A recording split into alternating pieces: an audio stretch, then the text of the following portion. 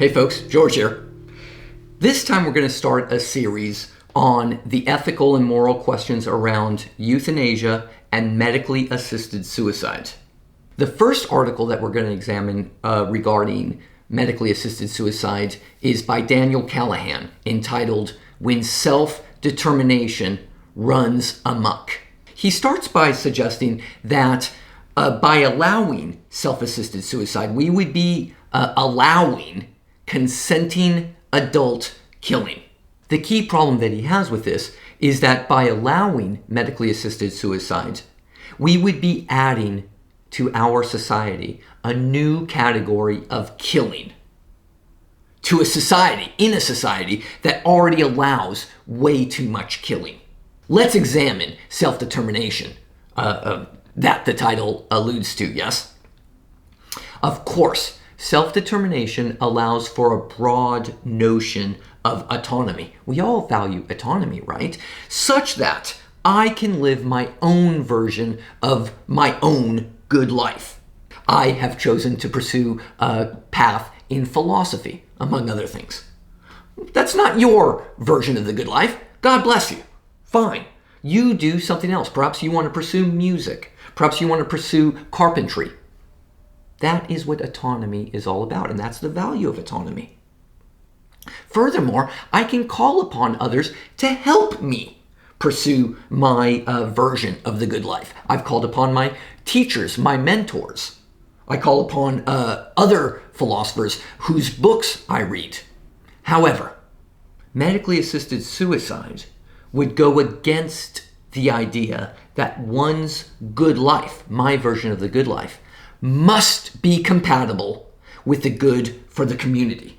What does this mean? He's really saying that the good of the community, the good of the society, is more than merely the aggregate sums of all of these individual versions of good. Society is more than just the adding up of everybody's life. There is something greater that is created in a community. This all shows and reveals that Callahan's view is a very communitarian view, as opposed to a more liberal view, where autonomy overall is the most important value. Callahan is saying there's something more than merely my values. There's the community, which is, again, more than merely the summation of so many individuals. There's something greater called the community. Now Callahan considers, what is medicine? What's the point of medicine? What's the definition of medicine? After all, we're talking about medically assisted suicide here, right? He offers a definition such that medicine is about helping people achieve the good life, right? Therefore, with that definition, medicine should be limited to promoting and preserving human health, right? Clearly, medically assisted suicide violates that goal and that definition. Now let's go on to self-determination or autonomy. How far, Callahan asks, how far shall self-determination be allowed? It's one thing for me to kill myself. But the problem with medically assisted suicide is it's not merely me killing myself. It's asking and involving another person in this process. One is dying and one is killing, right? How do we go, Callahan asks, how do we go from my autonomous right to kill myself to therefore a doctor's right to help kill me? Is my life really like any other piece of property that I can just give away? Got my phone right here. I can, of course, just hand you my phone, give you my phone. This is just a simple piece of property. Is life like that? Callahan implies no.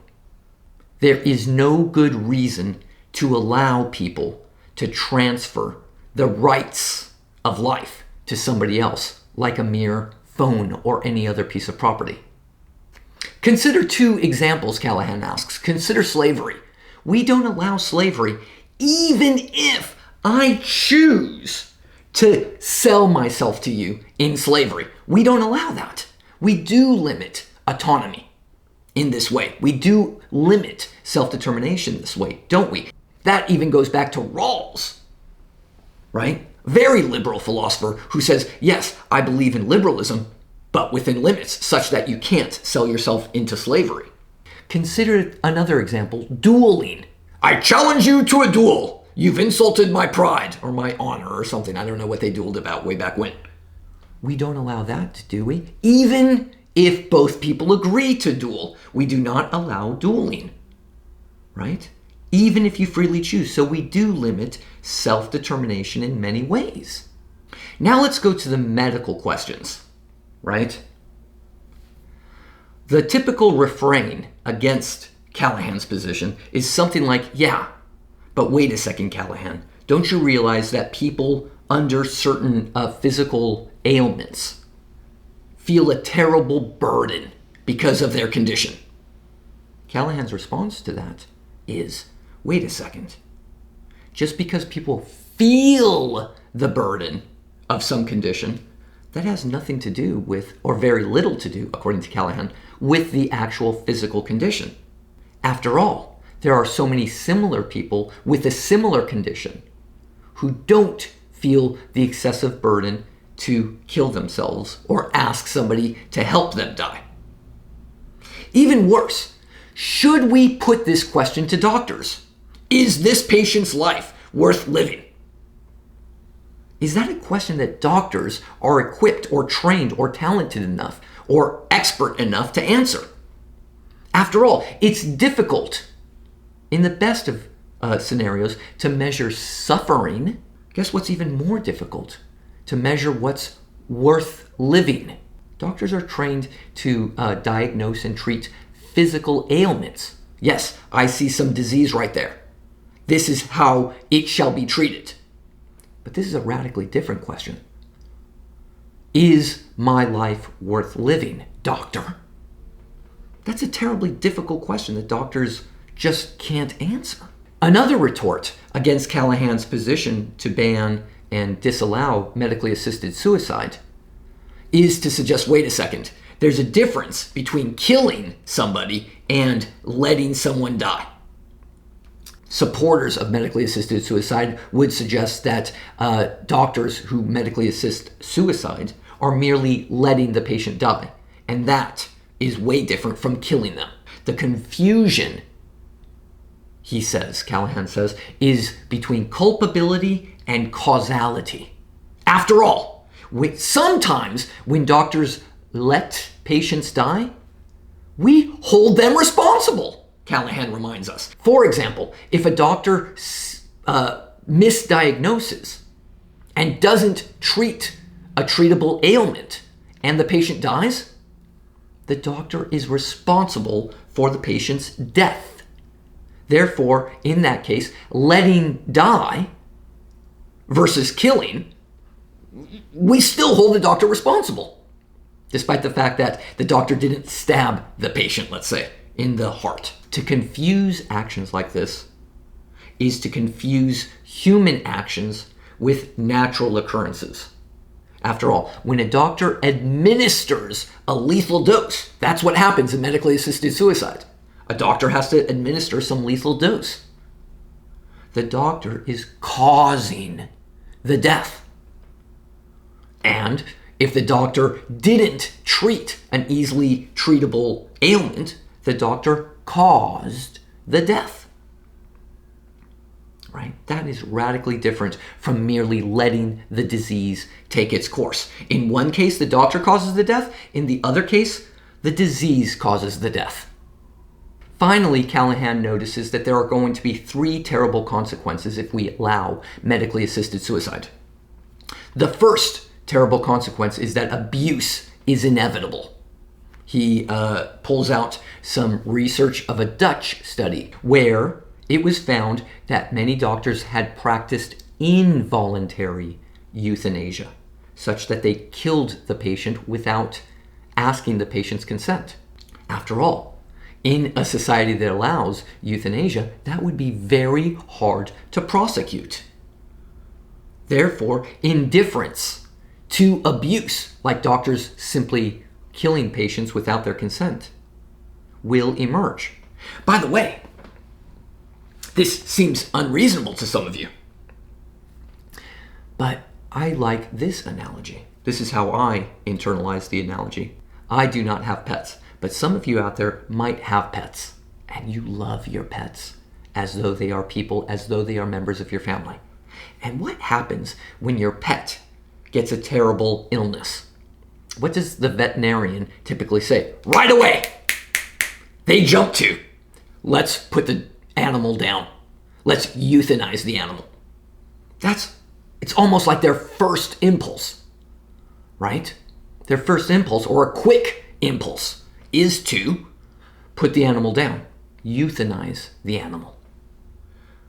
Despite the fact that these animals, to some people, are amazingly important and valuable members of the family.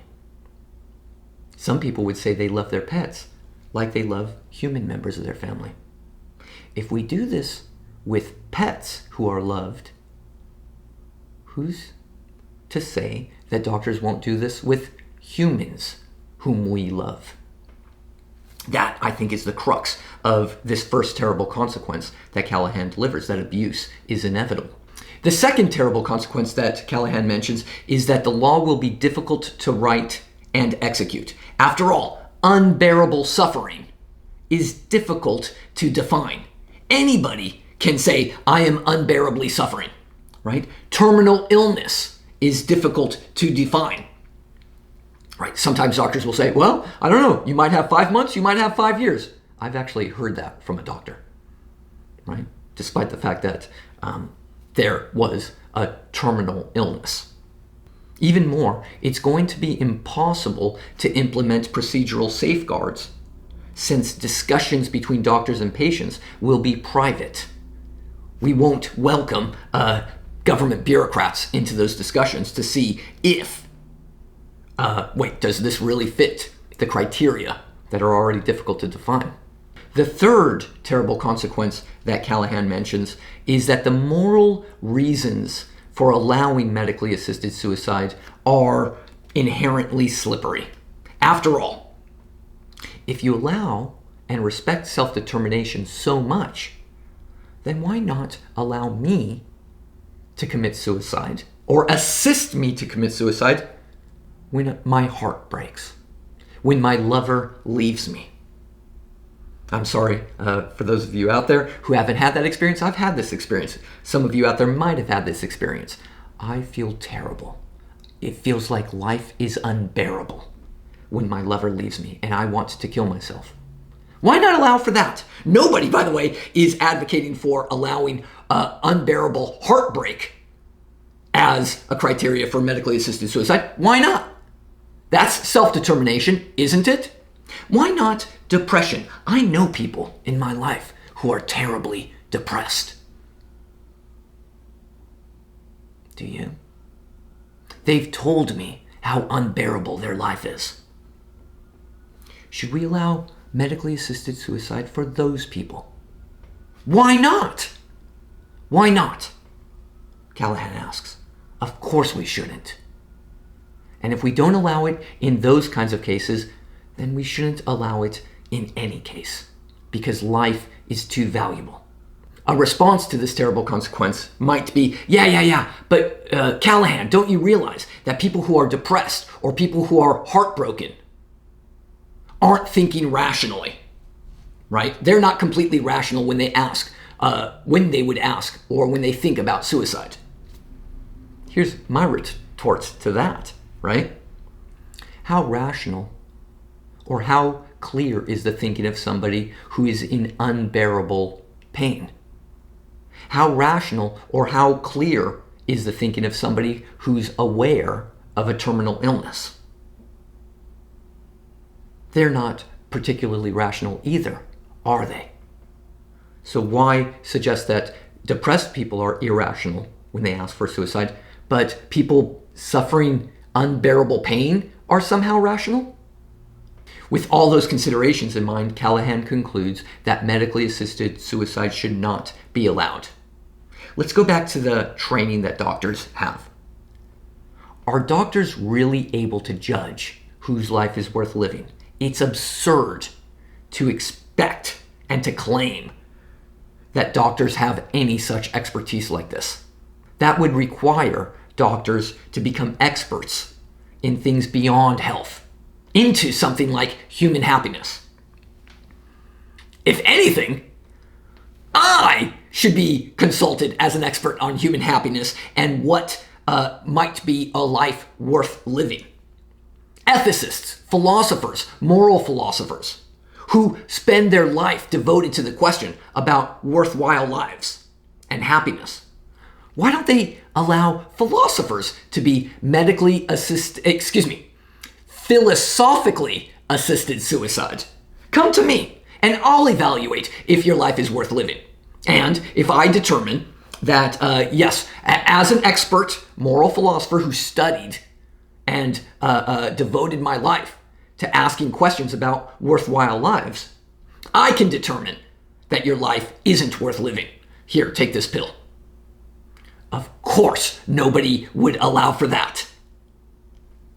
Of course, nobody would allow for that. If you don't allow for experts who actually ask these questions about what kind of life is worth living, why would you allow doctors to make this kind of decision?